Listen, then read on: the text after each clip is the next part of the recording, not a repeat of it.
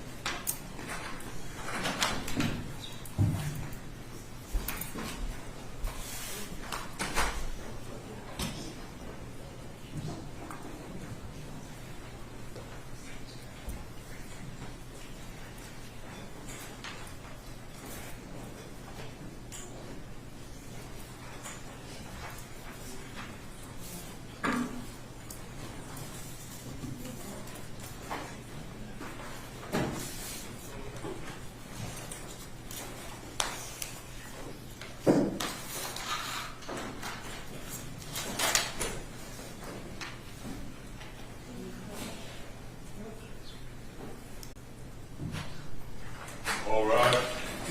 14A District Court for County of Washtenaw, State of Michigan is now in session. All those having business before the court draw near. The Honorable Judge J. Cedric Simpson presiding.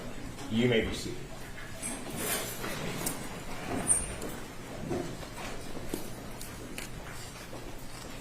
Court does call the case of the people of the state of Michigan versus Sherrone Moore. Counsel, state your appearance.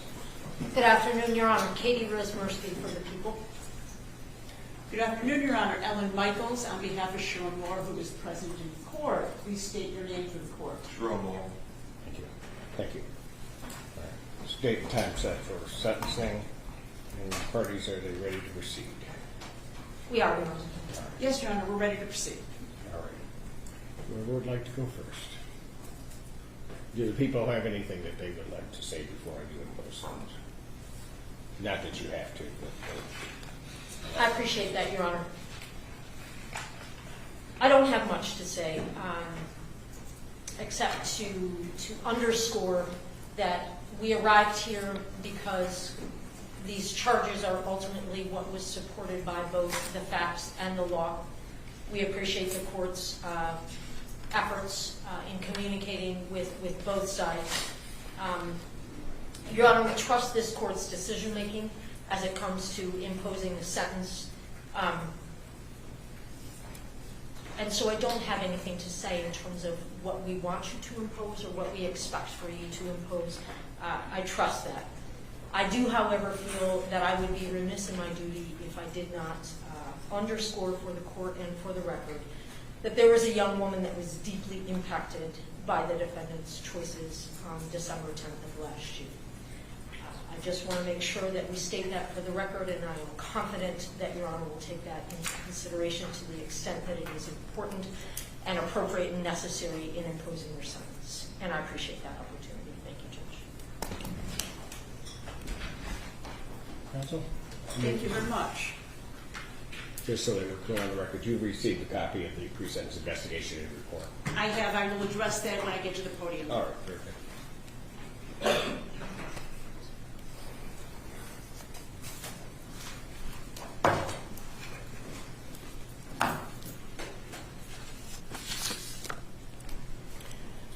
Good afternoon. Good afternoon. First and foremost, with regards to the pre-sentence investigation report that was submitted to me by your probation department, there are no additions, corrections, or deletions. Thank you.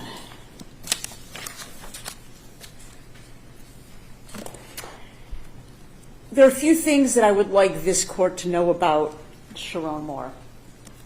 Sherrone Moore is the only child of immigrant parents who came to this country for a better life. He grew up in a home marked by uncertainty, His father, an Air Force serviceman, was deployed overseas for long stretches, leaving his mother to carry all the responsibilities at home. That shaped him. It taught him resilience, responsibility, and the importance of family. Sherrone didn't always fit in. He was bullied as a kid and often kept to himself. Sports changed that. It gave him confidence, direction, and ultimately a purpose. That purpose became coaching. Not for attention or status, but to help young men grow on the field and off. He teaches that success comes from facing challenges head-on and handling adversity the right way. I have come to know Sherrone over the last few months. I have seen how he responds when things are at their hardest. He has handled adversity with grace and with dignity. Since this incident, Sherrone has engaged in counseling, gained insight into his life, and developed tools to guide him forward. He has recentered himself around his family, and he has taken responsibility, expressing genuine remorse to those closest to him, the people most affected by his actions. Your Honor, this is a man who is not defined by this moment, but by how he has responded to it. For these reasons, I ask this court to grant a deferral and place Sherrone Moore on probation. It is an appropriate sentence given the nature of the offense and Sherrone Moore's lack of any prior criminal history. Thank you very much. Thank you. And because it was a no contest plea, I just want to make sure for purposes of the record, Mr. Moore does not wish to address the court. Is that correct? That is correct. I apologize. He has a short statement to make to the court, which he'll do now.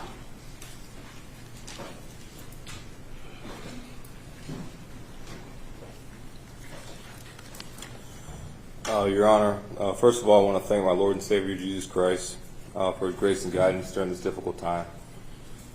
I want to thank my beautiful wife, Kelly, for her support, her strength, and standing by me. I want to thank this court and its staff for their time and consideration. I'm grateful to my attorney, Ellen Michaels, for her guidance. I've taken this process very seriously and worked closely with the probation department to prepare for today's sentencing. I'm ready to proceed. Thank you. There was nothing additional from probation, is that correct? That is correct, Your Honor. Thank you, Mr. Black. Before I impose the sentence in this case, I think that there are a few things from this court's perspective where I think need to be pointed out of the purpose here of what the court's going to do and what the court's not going to do. I want to make it very clear that the morality of what transpired, that's not something for the court to decide. I am not passing judgment on that course of conduct. I may have my own views on that, but I'm not here to pass judgment. That's way above, frankly, my pay grade.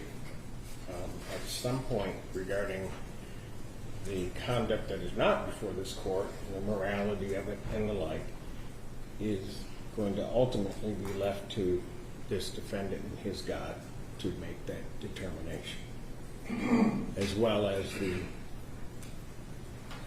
grace and forgiveness that might be bestowed upon him if deserving by his wife.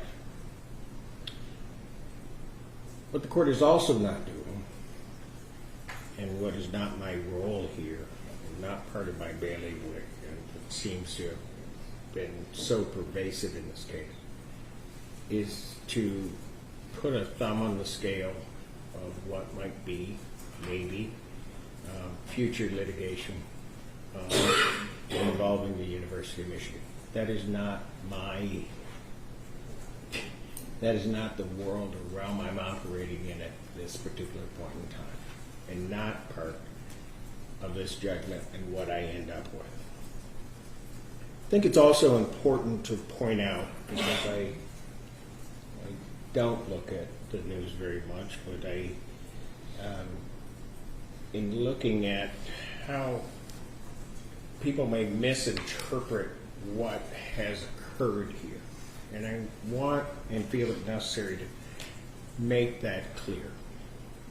There are certainly those that believe that as the charges were initially filed, the 3 charges of home invasion third, the stalking charge, and the entry without permission charge, that there's a view that they shouldn't have been filed.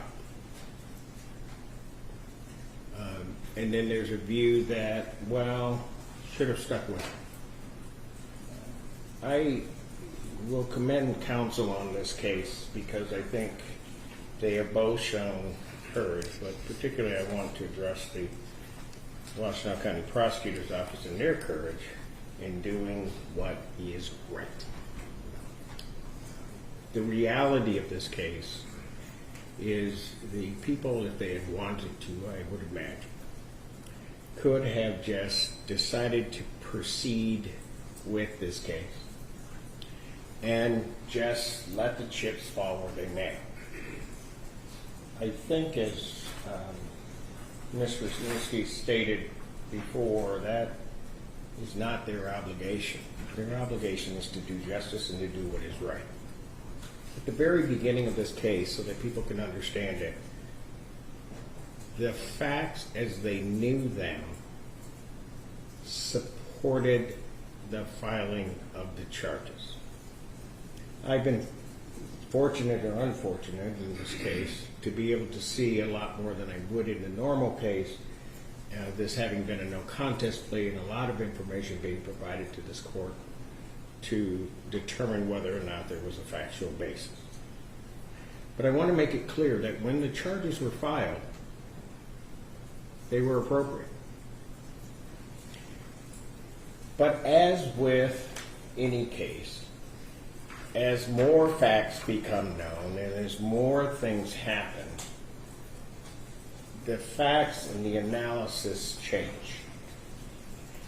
Now, I don't say any of what I'm about to say to try to bash anybody or to do anything, but I say it for the purposes of so that people can understand what the prosecutor's office was looking at. They had filed these 3 charges. The first 2, the first being the home invasion third, and then the stalking charge, with the belief that on the 8th of December, 2025, that Ms. Shiver had informed Mr. Moore that some way that she no longer wanted contact. Now with that, certainly they may be able to proceed with, if there's attempted contact or other things that then occur by Mr. Moore's conduct, that people may have been able to proceed with a stalking charge. Stop for a moment and just tell you that what is called a predicate offense, or the underlying offense for the home invasion third, the misdemeanor along with the home invasion or entering a home,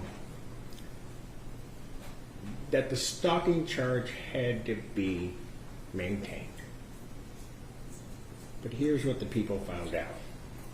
And I will say that when the police, Pittsfield Township, are interviewing and they're going through, they are, I watched, I don't know how many hours of video in this case.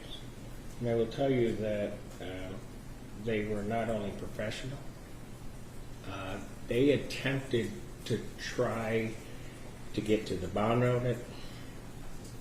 At some points, their efforts seemed thwarted, and that's my view. And that they were trying to get answers to a lot of different things. But as it was presented to them, and they ultimately presented to the prosecutor, on the 8th of December, Ms. Shiver had indicated in her own words to them that at, I I believe she said 6 a.m., or I think she specified that at 6:10 a.m., had told him that there wasn't going to be any more contact. And then any contact or attempted contact or anything along those lines would then potentially constitute a stalking charge.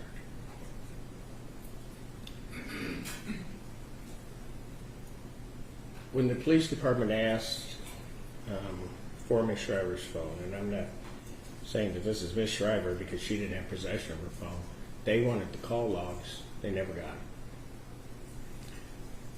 And there may have been a reason for that. I don't know.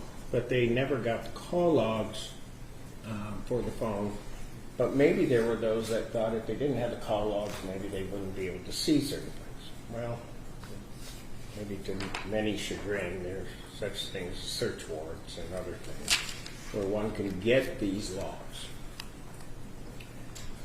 And I go back to the 8th, because again, I want to explain why the people did what they did.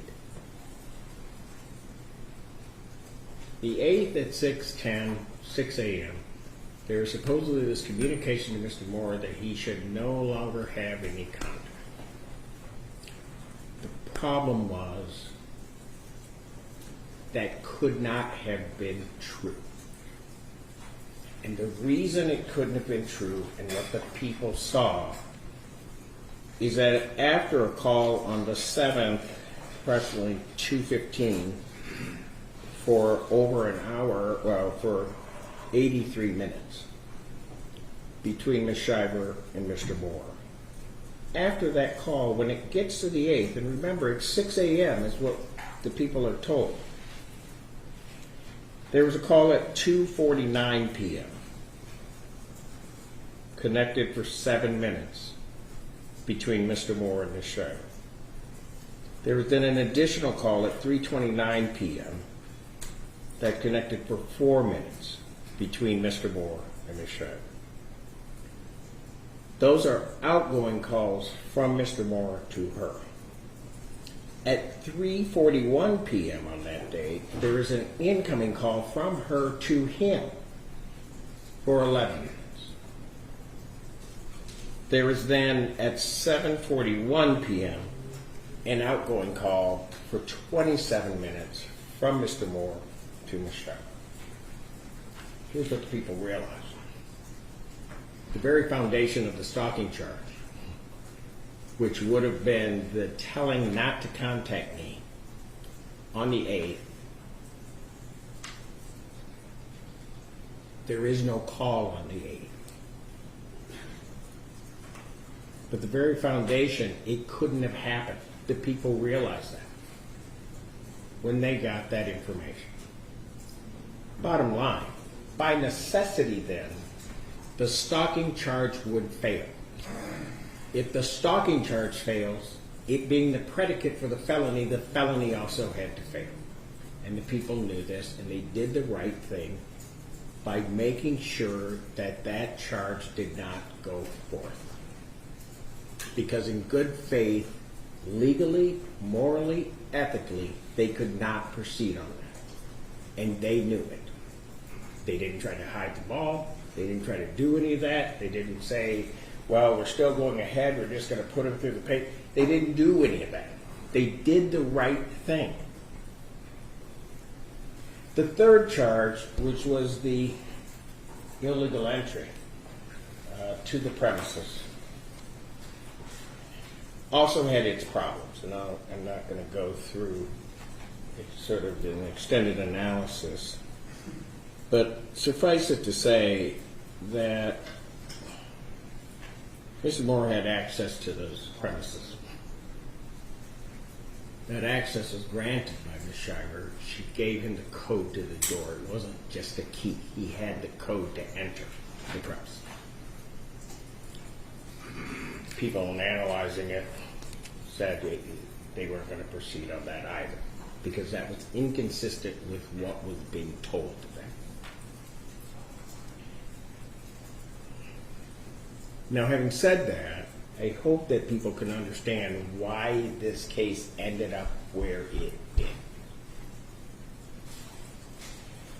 that point, and I have to say from the defense side, there may have been those that would have just proceeded with the case, let it become back as a not guilty, and try to be done with it, but that's not what they realized that there were certain wrongs that had occurred. The parties came together, and there certainly between them were decisions on what charges would be appropriate. After reviewing everything so that people understand, it was reviewed by the prosecutor, got reviewed by the defense, and this court itself reviewed all of the reports. The right thing happened. The charges, the criminal charges that this defendant, Mr. Moore, would have been guilty of, he pled to. No more, no less.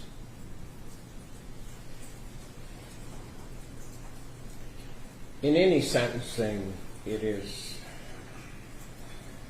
important that the court consider a number of different factors. I look at the defendant. I look at the effect that the proceeding and the defendant's conduct had on the victim in the case, in this case, Ms. Schuyler. And in that, try to come to a resolution in my mind as to what would be an appropriate sentence. In this state, there are impact statements that are given so that the court can hear the victim and the victim's voice, the one that was wronged by the conduct, so that you could hear it.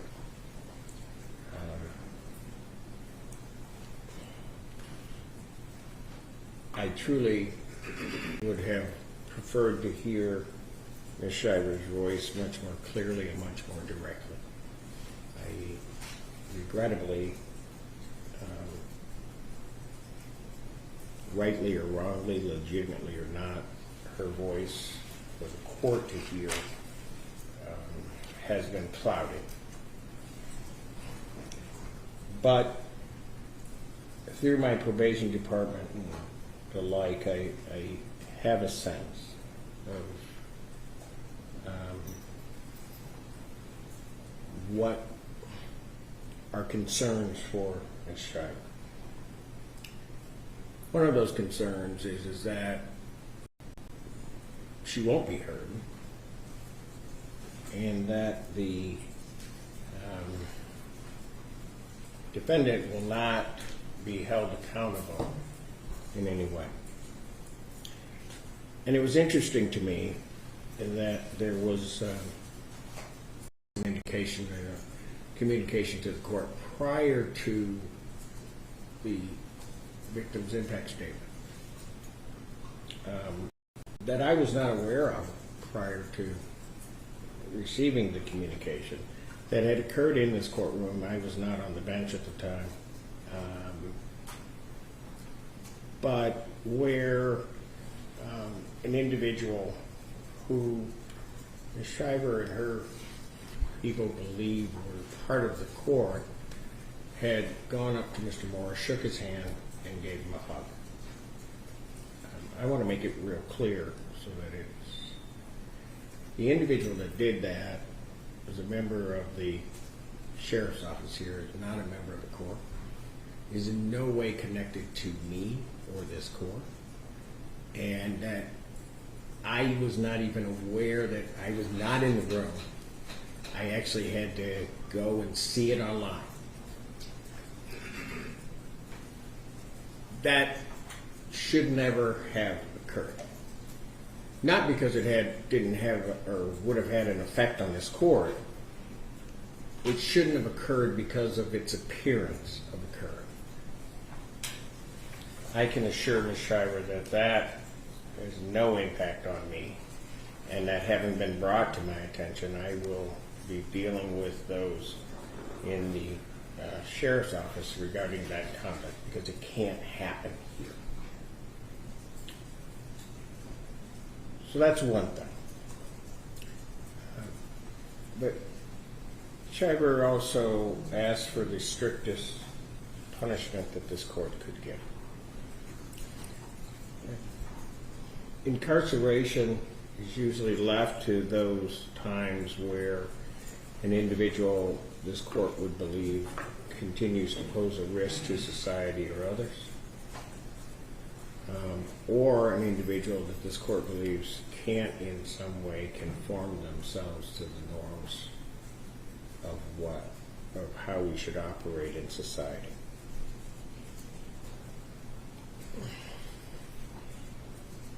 I don't believe, as I look at the entirety of this case, that incarceration would be an appropriate sentence in this case. Now, having said that, should there be, and I think that a probationary sentence is appropriate, but should there be any violation, and I will send my direct warning to you, Mr. Moore, that should there be a violation, all bets are off to date. I don't like sending people to jail, but I will not have a problem.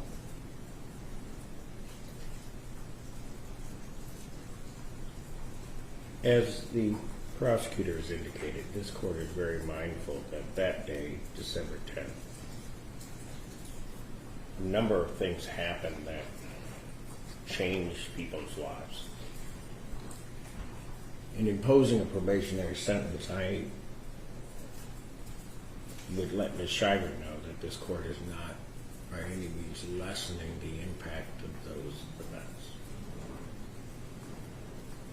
Frankly, Mr. Moore, you had no right to do what you did. I know that she was placed in fear. It was a traumatic experience that day for you. It was certainly a traumatic experience for her, but you had no right to spread your pain to her.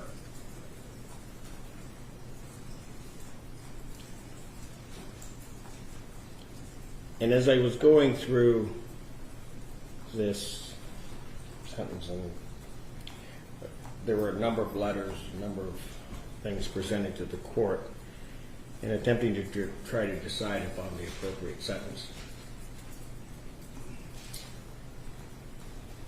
There is a certain irony in a lot of this. And it's a big one, in my opinion.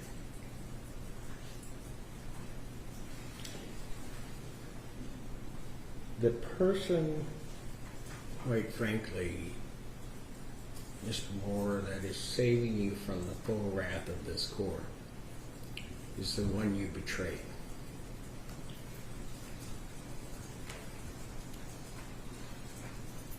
I don't know where your wife, Kelly, finds her strength.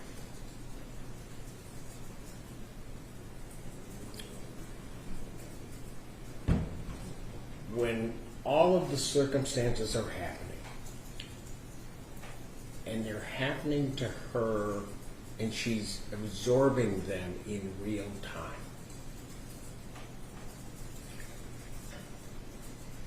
she not once loses her focus. She not once bats an eye to sort of doubt you. She not once wants something terrible to happen.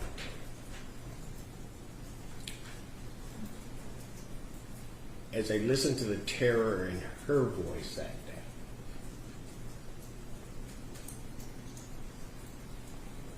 I don't think there would be anybody in the world that, given all the circumstances, would have blamed her if she just said, I don't care.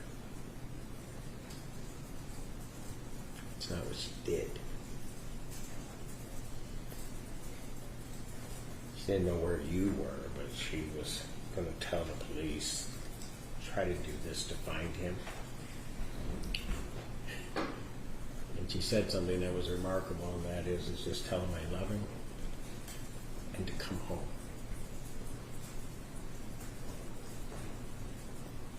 Incredible.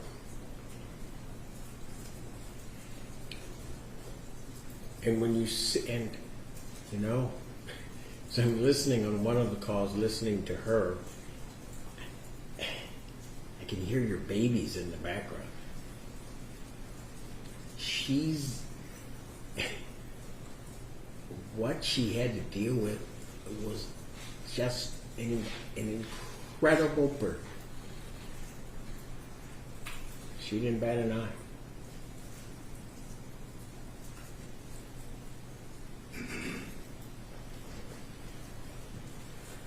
The letter that she wrote to the court, and there were a number of them, like I said, I went through all of them. Certainly had the biggest impact on this court and what I should impose.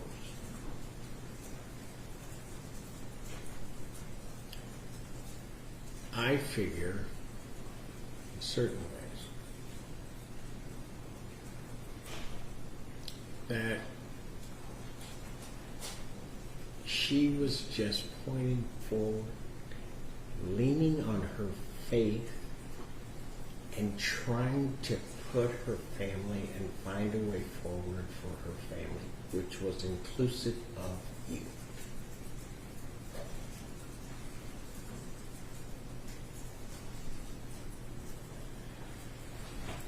I think in life sometimes people take a lot for granted. You, sir, take her for granted.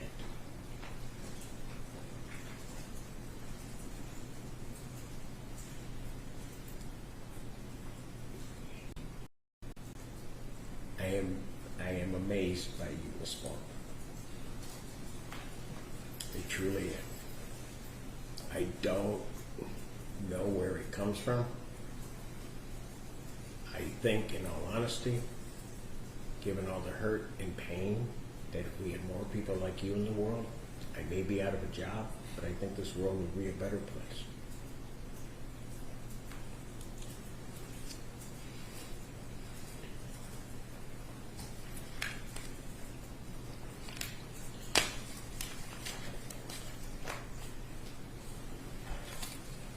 Therefore, the sentence of the court as to count 4, that I'm going to place the defendant on an 18-month probationary term, 18 months under the prosecutor deferred sentence. You are to pay $555 fines and court costs. We will take those court costs out of the bond. You are to pay $540 probation oversight fees.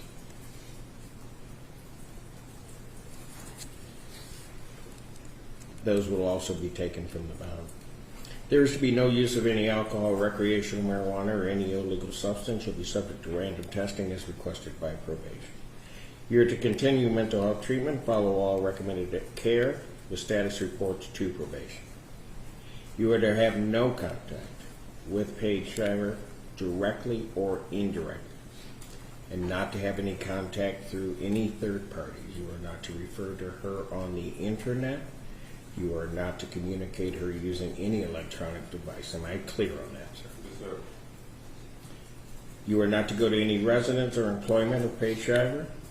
There is to be no assaultive, threatening, or intimidating behavior. There is to be no possession of any weapons, firearms, ammunition, or anything fashioned to be a weapon.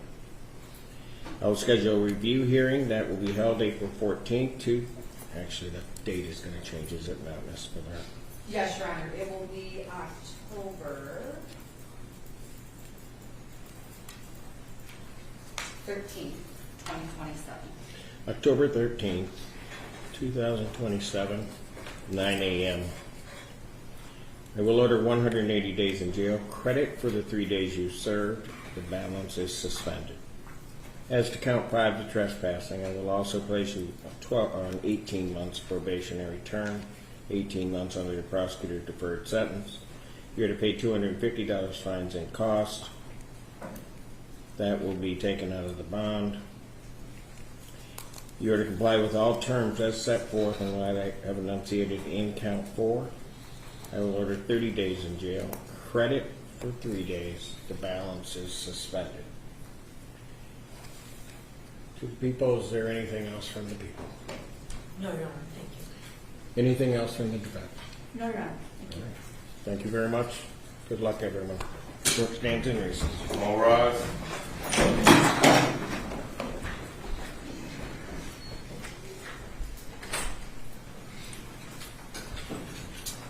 Please adjourn. Sir?